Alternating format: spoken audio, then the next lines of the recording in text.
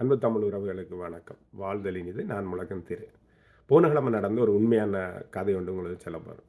அப்போ நாடு கடந்த தமிழீழ அரசினுடைய செய்தி தொடர்பாளர் சாந்தினி எனக்கு ஒரு அழைப்பு கொடுத்தா, எங்களுடைய மெய்வல்லுனர் போட்டிக்கு ஒருக்கா நீங்கள் வந்துட்டு போங்க என்று சொன்னால், நான் அழைப்பு கொடுத்தா கட்டாயம் என்ற நேரத்தை ஒரு கொஞ்சமாக ஒதுக்கி போயிட்டு வந்தேன். அப்போ போயிட்டு இருக்கும்போது நிற்கிற போது ஒருவர் வந்தார். வந்து என்னிட்ட என் வாயை கிளறவடிக்கிட்டார்.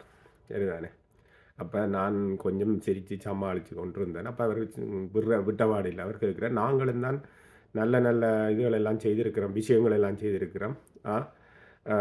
இன அழிப்பில் ஈடுபட்ட இராணுவ தளபதிகள் கனவேருக்கு நாங்கள் பிடிவிராந்து வச்சிருக்கிறோம். அதனால தான் அவங்க அந்த நாட்டை விட்டு வெளிக்கிடாமல் இருக்கிறாங்க. அப்படி இப்படி என்ன நிறைய சொன்ன நாடு கடந்த அரசு பல விடயங்கள் ஐநாவிலேயும் அல்லது வெளியிலேயும் செய்யணும். அது உண்மைதான். அவைகளுக்கான மக்கள் ஆதரவு காணாது. அது உண்மைதான். அதை பற்றி கேட்டுக்கொண்டிருந்தேன். அப்போ நான் கொஞ்சம் சடைஞ்சு கொண்டிருந்தேன். நீங்கள் மக்களுக்கு இறங்கி வேலை செய்யணும், அது இது அப்படின்னு சொன்னேன். அதுக்கு காரணம் என்னென்னு சொன்னால், என்னுடைய சித்தப்பா பக்கத்தில் இருந்தார் ஒரு பேராசிரியர். அது மட்டும் இல்லை, ஒரு அப்பருக்கு சமமான ஒரு ஆள் இருக்கும்போது அதுக்கான மரியாதை கொடுக்கணும். நாங்கள் தமிழ் சமூகம் மூத்த கூடி எங்களுக்கு அந்த பட்டறிவு உள்ளவர்களுக்கும் அனுபவ முதிர்ச்சி உள்ளவர்களுக்கும் நாங்கள் அந்த அவை நாகரிகம் கருதி தலை இருக்க கால் ஆடக்கூடாது, வால் ஆடக்கூடாதுன்ற மாதிரி தான் அப்படி கொடுக்குறேன். அப்போ நான் சிரித்து சமாளித்து கொண்டு வந்தோன்னே அங்கே வேறு பேராசிரியர்கள் எல்லாம் இருந்தவைகள். அப்போ அவையில் இவரை நான் இது கண்ணால் சொல்ல அவர் இல்லைன்னு தொடர்ந்து கொண்டு போகிறேன்.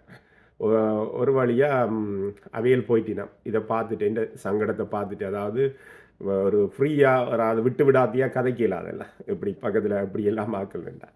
அப்போ நான் பிறகு நான் அவரை பார்த்தா ஒரு அப்ராணி ஆள் மாதிரி இருந்தேன். நான் அவரை பார்த்து கேட்டேன், கோழிக்கு கழுத்தை திருவிங்களான்னு கேட்டேன்.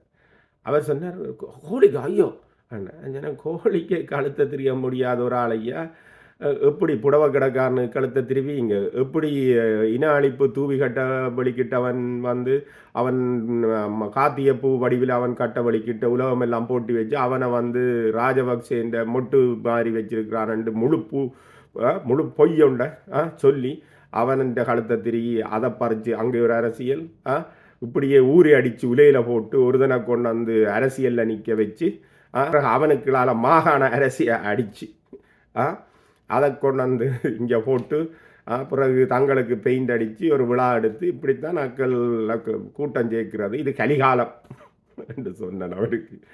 அந்த ஆள் சொன்னார், என்ன தம்பி